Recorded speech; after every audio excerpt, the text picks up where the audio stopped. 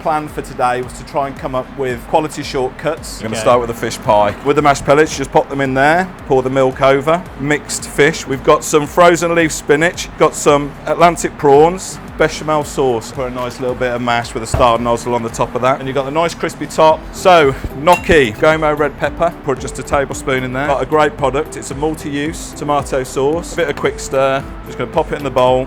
We've got some Tomarosso tomatoes. Put the bechamel, nice and easy. Sourdough bread with gnocchi. I've got a vegan harira, cumin, coriander, dry roasted. Got some toasted almonds, fresh coriander on it. We have got a Thai pie, a Knorr red Thai curry paste. Give that a little cook out. Fresh coriander in there, all that in there.